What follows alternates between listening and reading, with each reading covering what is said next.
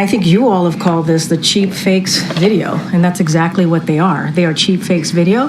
They are done in bad faith. It tells you everything that we need to know about how desperate Republicans are here.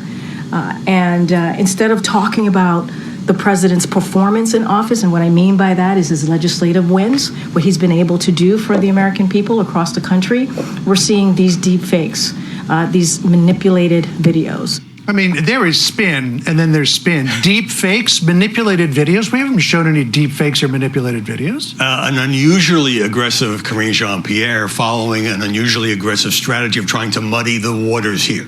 But let me say first that despite a couple of misleading headlines, Fox News has not shown any distorted video of Joe Biden, though some of its commentators, who are paid for their opinions, have talked about what they see as a mental decline. Now, the New York Post, owned by Fox's sister company, intentionally or not, appeared to follow the RNC's lead in running a front-page crop photo that seems to show at the G7 Joe Biden staring off into space when just a few feet away, but you can't see it in the picture, are those skydivers who had just landed there. But there's a different kind of conflation going on here, that anything that you see now is manipulated by the media, is false, is fake, is bogus, and that's flat out untrue. Yeah, well, I mean, it would be to their advantage to plant the seed in people's minds that anytime you see Joe Biden looking like he's staring off into space or not moving or doing something else or being guided by a world leader, that's fake. There's what you were talking about there at the G7.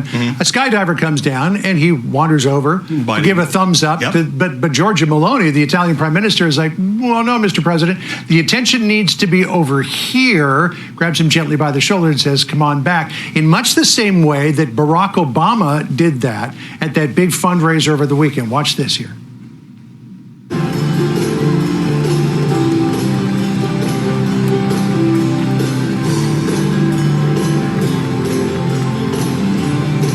All right, so he's there and he's, I guess, basking in the glow of the applause, but, you know, his former boss says, it's time to go, Joe. And I would think that the Biden campaign did not like this at all, because he seems to be leading an older man. And again, it's almost like Obama is reinforcing, you're the junior partner in this relationship. Yeah, I find what Barack Obama did inexplicable, because he knows the narrative that is built up around his former vice president, and yet everything you saw there was real. Not 1 second was altered. He took Biden by the hand and then led him off the stage with his hand consistently on his back.